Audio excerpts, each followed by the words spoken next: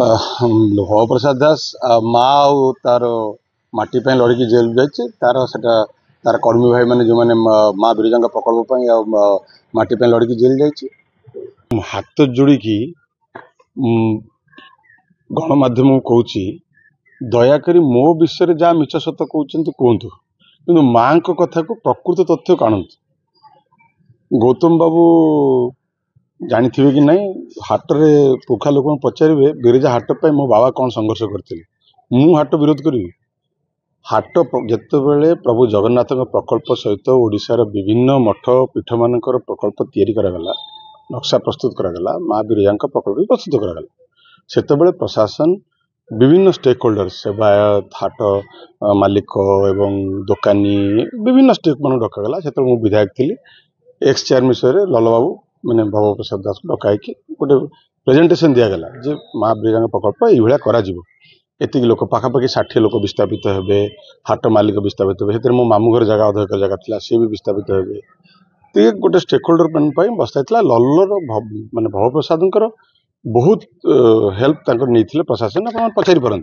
कारण stake holder मान बुझेबा सुझेबा 200-250 वर्षर जो घर कि 300 वर्षर घर हाट जो पुराणा हाट तांकर जे मालिक तो माँ प्रकल्प समस्ते एकाठी होते प्रशासन विभिन्न प्रतिश्रुति मान देथिला जो मैंने दुकानी छाड़े घर दिज्व जो मैंने हाट दुकानी बेपारी चाषी भाई मैंने गोटे आरएमसी पाखापाखि 1 कोटी टका खर्च कर सतमात पाखे से थैथान करते से पाखापाखि 11 कोटी टका सरकार से सांक्शन करते 11-1 भी सरी माने 11 कोटी टका सांक्शन हो पैसा भी आसी 19-1 है तो से अत्याधुनिक हाट कर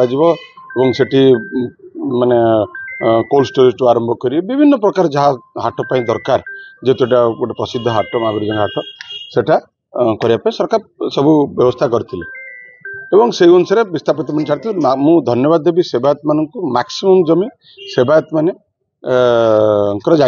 सेवायत मैंने बहुत कष्ट बुझासुझा करके माँ अति माने अति माने जोटा कहती उत्साह सहित से जमी छाड़ी हठात जनागला जे बेपारी भाई माने एवं चाषी भाई माने चाहते जोटी हाट चलती से चालू मो पाख जो मैंने विस्थापित मैंने आसिले मु भी चाहिए जो सरकार हूँ समस्त लोक मैंने जहाँ चाहिए से हो जदि चाषी भाई माने बेपारी भाई माने चाहते से हाट निश्चित हो भव प्रसाद दास बारंबार प्रशासन पाक जाइए विभिन्न स्टेक होल्डर प्रशासन पाक जाइए आज्ञा बिरजा प्रकल्प विशेषकर सेवायत मैंने बारंबार जाइए सेवा आमको जो प्रकल्प देखी से प्रकल्प को आपण जो पाखापाखि 3टा एडमिनिस्ट्रेटिव अप्रूवाल आपणकर आरएनबी माने पूर्त विभाग एवं विभिन्न गोटे एनिमेटेड देखाई से टीवी करके समस्त देखाई प्रकल्प ये देखा कराई से कहले आमको समस्त डक जदि जगह बढ़ुची प्रोजेक्ट सरला पार्किंग ठू आरंभ कर प्रोजेक्ट सरला जगह बढ़ुची कंपाउंड वाल बुला जाओ कंपाउंड वाल बुला है जगह जोटा बाहर से जगार चाषी भाई मैंने बेपारी मैंने जहाँ चाहते मुझे खुशी मुझे चाहूँगी जो से जहाँ चाहते से हो कि माँ बिरजा प्रकल्प जोटा ओरिजिनल प्रकल्प से सामान्यतम टिके न हो जाओ क्या समस्ते जी भिटामिटी छाड़ी सी भी भव प्रसाद उपर प्रेसर पकाउं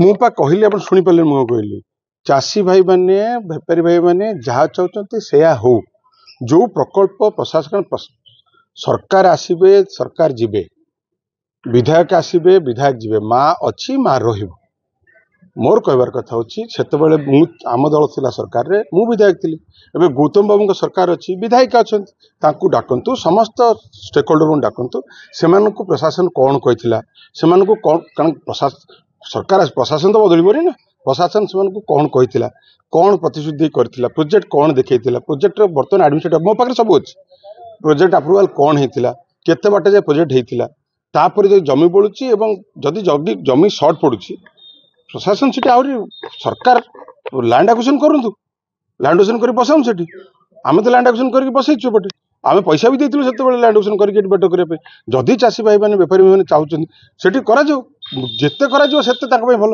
ଏ ଲୋକଙ୍କ କଥା ସବୁବେଳେ ସରକାର ଶୁଣିବା ଦରକାର।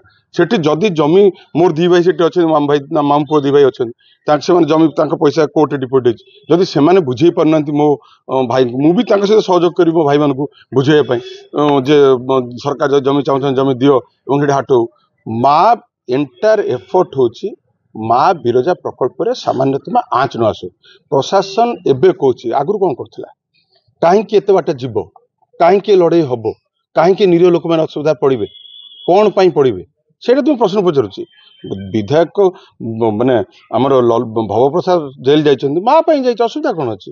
ତା ନିରୀହ ଭାଇମାନେ ମିଛ କେସ୍ରେ କରିକି ପୁରଉଛନ୍ତି, ମିଛ କାହିଁକି?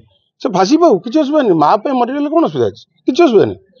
ମୁଁ ଆଜି ବି କହୁଛି, ବେପାରୀ ଚାଷୀ ଭାଇମାନଙ୍କ ପାଇଁ ଯଦି ମୋ ମାମୁ ପୁଅମାନଙ୍କୁ ବୁଝେଇବାକୁ ପଡ଼େ ମୁଁ ଯିବି, ତାଙ୍କ ଖୁସିରେ ମୁଁ ଖୁସି। କିନ୍ତୁ ମା ପ୍ରକଳ୍ପରେ ଯେଉଁ ସେବାୟତ ମାନେ ଯେଉଁ ଘର ମାନେ 150-200 ବର୍ଷ ରଣା ମାଳି ଗରିବ ମାନେ ମା ମାନଙ୍କ ପାଇଁ ଜାଗା ଛାଡ଼ିଛନ୍ତି, ତାଙ୍କର କୌଣସି ମାନେ ତାଙ୍କର ଯେଉଁ ଆବେଗକୁ ଏବଂ ତାଙ୍କର ଯେଉଁ ଅବଦାନକୁ ବଳି ନ ପକାଇକି କାମ କରାଯାଏ। ଚାଷୀ ଭାଇମାନେ ବି ଖୁସି ରୁହନ୍ତୁ, ବିସ୍ଥାପିତ ମାନେ ଖୁସି ରୁହନ୍ତୁ। ସର୍ବୋପରି ପ୍ରଥମ କାମ ଯୋଉଥିପାଇଁ ଛାଡ଼ିଛନ୍ତି ମାଙ୍କ ପ୍ରକଳ୍ପ ଟିକେ ବି ହାତ ମରା ନ ଯାଉ। ଆଉ କଥା ରହିଲା, ଆପଣ ଯୋଉଟା ପଚାରୁଥିଲେ, ପ୍ରଶାସନ ଯଦି ଏତିକି କାମ କରିଥାନ୍ତା ଏ କାମ କାହିଁକି ହଉଥାନ୍ତା, କ'ଣ ପାଇଁ ଦରକାର? ଆମେ ଜାଣିଛୁ ଲୋକ ଯାହାକୁ ସରକାର ଦେଲେ ସେ ସରକାର ଚଲେଇବେ, ଆମର କ'ଣ ସୁଧ ଅଛି? କିନ୍ତୁ ମା ତ ରହିବ ନା, ମା କାମ ହଉ। ବହୁତ ଶାନ୍ତ ସାର୍ ଅଶାନ୍ତ ଆପଣ ଅନୁଭବ କରୁଥିବେ। କାହିଁ ଏଠି ଫ୍ଲାଗ ମାର୍ଚ୍ଚ କରୁଛନ୍ତି ଗୋଟେ ଲୋକ କାହିଁକି? ଲୋକଙ୍କର କିଛି ନାହିଁ, ଲୋକ କ'ଣ ମା ଚାହୁଁଛନ୍ତି? କ'ଣ ଅଶାନ୍ତ?